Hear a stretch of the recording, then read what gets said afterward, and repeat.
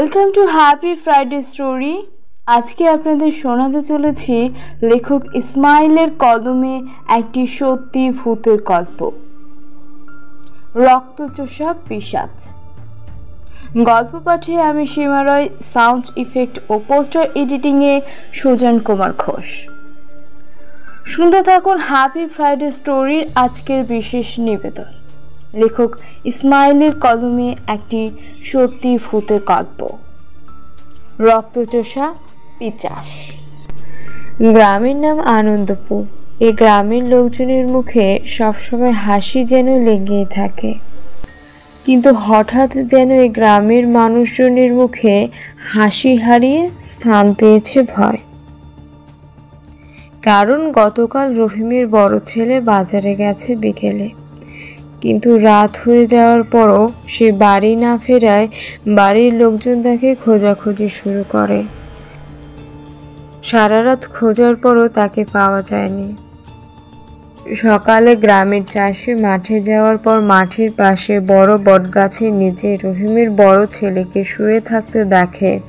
কাছে গিয়ে চাষিরা যা দেখে তাতে সবার প্রাণটা যেন বেরিয়ে যাবার উপক্রম হয়ে পড়ে।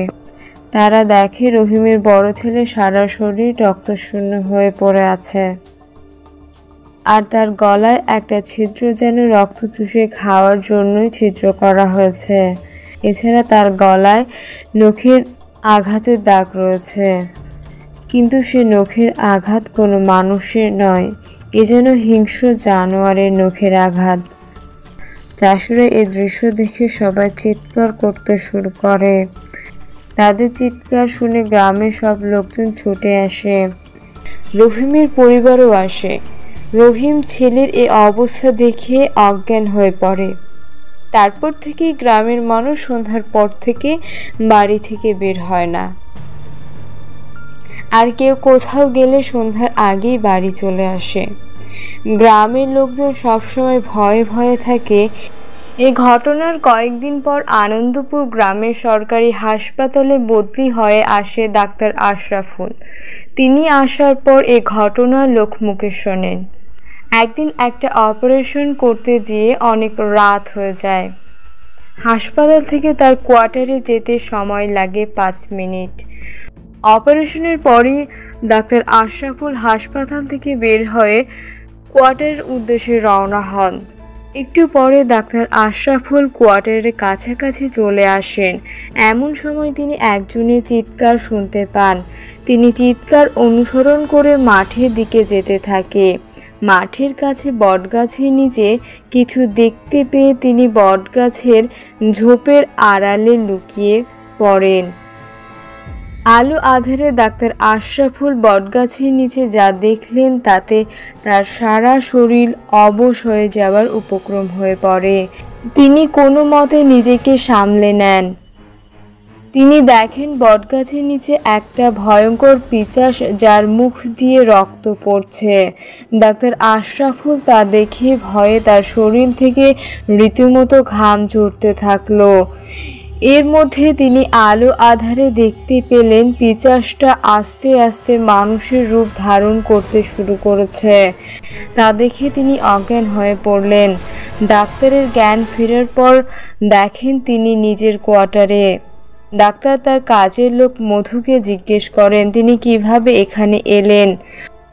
মধু তাকে বলে যে 2 দিন আগে সকালে গ্রামের চাষিরা তাকে বট গাছের নিচে ঝোপের কাছে অজ্ঞান অবস্থায় দেখতে পেয়ে তাকে কোয়ার্টারে নিয়ে আসে।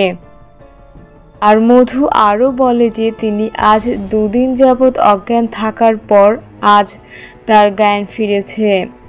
আস্তে আস্তে ডাক্তারের ওই ভয়ঙ্কর রাতের কথা মনে পড়ে যায়। তখনই সম্পূর্ণ ঘটনা ভুলে যাবার চেষ্টা করেন, কিন্তু তিনি হঠাৎ পিশাচ থেকে মানুষ হয়ে যাওয়ার কথা মন থেকে কিছুতেই সরাতে পারছেন না। তিনি তা ভুলে যাওয়ার জন্য হাসপাতালে চলে আসেন, কিন্তু কোনোভাবেই তিনি ভুলতে পারছেন না। তার মনে বারবার শুধু একটা কথাই আসছে, পিশাচরূপী মানুষটা কে? ডাক্তার আশরাফুল সিদ্ধান্ত নেন যে তিনি আজ রাতে দেখবেন কে এই মানুষরূপী পিশাচ। তাই তিনি রাতে বটগাছের ঝোপের আড়ালে লুকিয়ে থাকেন। রাত যখন গভীর, সারা গ্রামের মানুষ তখন ঘুমিয়ে, তখন তিনি দেখেন দুজন লোক বটগাছের কাছে যাচ্ছে। ডাক্তার তাদের দুজনের মুখ ভালোভাবেই দেখতে পান, কেননা সেদিন ভরা পূর্ণিমার রাত ছিল। দুজন লোক বটগাছের নিচে বসে কথা বলতে থাকে। একটু পর হঠাৎ করে যে লোকটা ডাক্তারের দিকে মুখ করে বসেছিল সে বীভৎসভাবে চিৎকার করতে লাগলো, যেন পুরো গ্রামের মাটি কাঁপতে লাগলো। আস্তে আস্তে তার রূপ বদল হতে থাকলো। প্রথমে তার সারা শরীর বীভৎস পশমে ঢেকে গেল এবং হাত পায়ের নখগুলো ভয়ঙ্কর রূপ ধারণ করলো। তারপর তার মুখের রূপ ক্রমশ পিশাচের রূপ ধারণ করলো। তার সারা মুখ পশমে ঢেকে গেল এবং তার দাঁতগুলো ধারালো হয়ে উঠল। ডাক্তার এসব দেখার পর যেন ভয়ে তার গলা শুকিয়ে গেছে। তিনি দেখেন যে মানুষরূপী পিশাচটার সাথে যে লোকটা এসেছে সে এসব কিছু দেখে অজ্ঞান হয়ে গেছে। এবার ডাক্তার আশরাফুল যা দেখলেন তার জন্য তিনি মোটেও প্রস্তুত ছিলেন না। তিনি দেখলেন পিশাচটা অজ্ঞান লোকটার গলা চেপে ধরে তার ধারালো দাঁত দিয়ে লোকটার গলা ছিদ্র করে। পিশাচটা রক্ত চুষে খাচ্ছে। এসব কিছু দেখে ডাক্তার আশরাফুল ভয়ে কাঁপতে থাকলো। এদিকে পিশাচটার লোকটা সব রক্ত খাওয়া শেষ। তখনই হঠাৎ করে ডাক্তার আশরাফুলের মোবাইল বেজে উঠল। তিনি তাড়াতাড়ি ফোনটা অফ করে দেন, কিন্তু ততক্ষণে পিশাচটা মোবাইল বাজার আওয়াজ শুনতে পেয়ে ঝোপের দিকে এগিয়ে আসতে থাকে। পিশাচটাকে ঝোপের দিকে আসতে দেখে ডাক্তার আশরাফুল মনে মনে ভাবল, আজ বুঝি পিশাচটার হাতে তার জীবন শেষ হবে। তিনি মনে মনে আল্লাহকে ডাকতে লাগলেন। এদিকে পিশাচটার প্রায় ঝোপের কাছে চলে এসেছে। ডাক্তার আশরাফুল এদিকে ভয়ে তার গলা শুকিয়ে গেছে। তিনি ভয়ে চোখ বন্ধ করে মৃত্যুর প্রহর গুনছেন।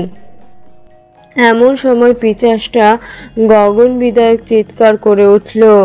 সে চিৎকার শুনে ডাক্তার চোখ খুলে দেখেন পিশাচটার রূপ বদলে যাচ্ছে। ডাক্তার আশরাফুল ভাবল, বাঁচতে হলে তাকে এখনই পালাতে হবে।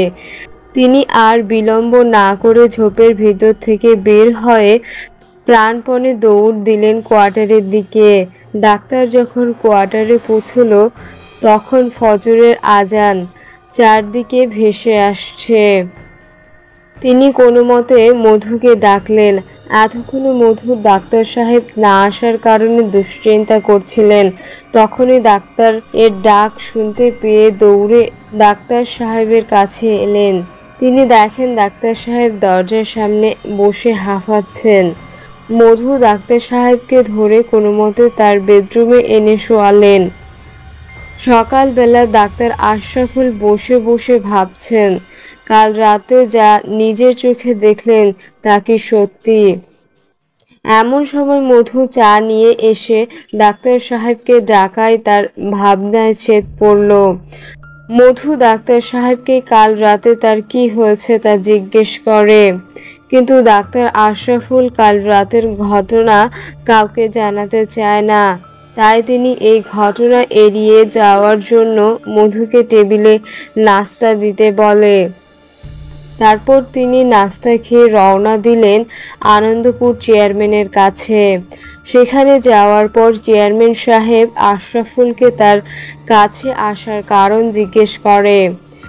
ডাক্তার আশরাফুল চেয়ারম্যান সাহেবকে পিশাচটা সম্পর্কে সমস্ত ঘটনা খুলে বলেন। সব কিছু শোনার পর চেয়ারম্যান ডাক্তার সাহেবকে বলে, আপনি আমাকে চিনতে পারছেন না? ডাক্তার আশরাফুল তখনই চিনতে পারে যে কাল রাতের মানুষরূপী পিশাচটা আর কেউ নয়, সে পিশাচ হলো চেয়ারম্যান সাহেব। কিন্তু তিনি মানুষরূপী পিশাচটাকে চিনতে অনেক দেরি করে ফেলেছেন। পরের দিন সকালে মাঠের পাশের বটগাছের নিচে রক্তশূন্য অবস্থায় ডাক্তার আশরাফুলের লাশ পাওয়া যায়।